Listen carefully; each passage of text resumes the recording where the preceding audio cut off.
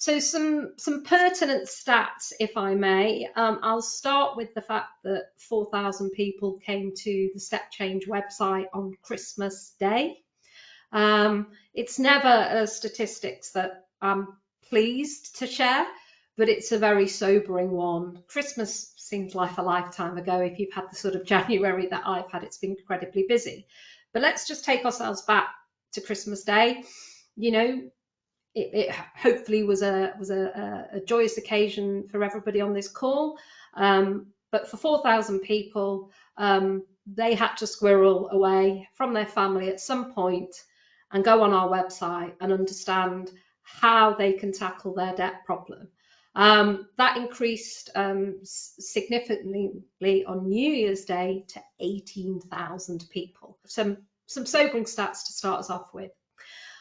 As we look at December, one of the things that we track is all sorts of elements within our website, but also from what our clients are telling us. So in December 2024, we have an emergency funding section on our website. That was the most viewed page with just under 29,000 individual users. But that was 35% higher than December 2023. So, you know, December 2023, we were at the peak of what was called the cost of living crisis. I think that's just the new normal, but a 35% increase. So people really in a desperate situation. What we've been tracking is the reason for debt. It's one of the main questions, one of the first questions we asked.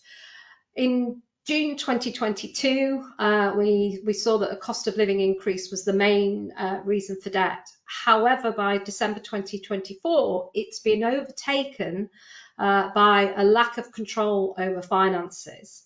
So this is people, you know, a lot of the people that Rachel was alluding to, just trapped in that cycle. You know, they cannot get a break. They cannot find a way forward. We continuously see that energy arrears are a key factor. So we're seeing that's gone up by 2 percentage points. So the proportion of people coming to us who have electric arrears is 28% and gas arrears 21%. We know there is a significant debt build-up across all of the energy sector, which is inching towards £4 billion of debt. We have seen an increase in the proportion of clients coming to us in universal credit. So this is people who are claiming, but still are in a situation where they cannot afford to maintain a standard of living. Interestingly, typically, the typical person coming to StepChange over and above is women, but we actually saw a 2% increase year on year for men seeking debt advice. So I'm pleased to see that, you know, that demographic, men are reaching out for help, but by and large, still 60% of our client base is women. So we did some census-wide polling, and we found that 41% of GB adults, which is around 21 million people, expect their financial situation to worsen this year. So that's everything from interest rates increasing, that continued high energy bills. Whilst inflation is starting to come down, we're not seeing those prices in the retail coming down. So in terms of more detail, 1 in 6 say they always worry about money, where 59% say they often or sometimes worry about money. But what we're seeing is that 1 in 2 are worrying more than they did a year ago. So the picture is not good. We particularly see for those parents of children, 42% anticipate that their financial situation is going to worsen. So in terms of the discussion that we're having today and navigating this, how are StepChange supporting and trying to drive the help that we provide? I think one of the big things that you're going to see from us this year is around stigma. So we know that shame and guilt and isolation prevents people tackling their debt and seeking help. And for those of you who are watching Martin Lewis and his fantastic programs over the last couple of weeks, you know, that is something that he is obviously really championing and encouraging people to go and get advice. So that is the picture coming from us. We will be having our annual campaign of Debt Awareness Week at the end of March, and that will be really about breaking down the stigma.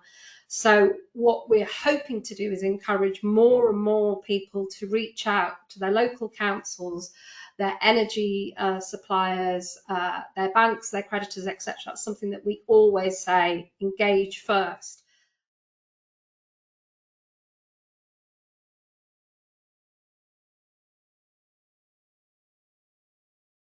But I think the scale of success is absolutely phenomenal. So we got 95% of our clients were identified with potential, which was significant. So in terms of the, so we've split here the results. So the highest additional benefit total. So obviously Stuart mentioned that it's not just about the sort of the benefits payments, but the wider support. So the overarching total was £2,069. So that's a mix of monthly benefits, fortnightly benefits, and grants. The highest additional monthly benefit total was £1,613.31. Per household per month.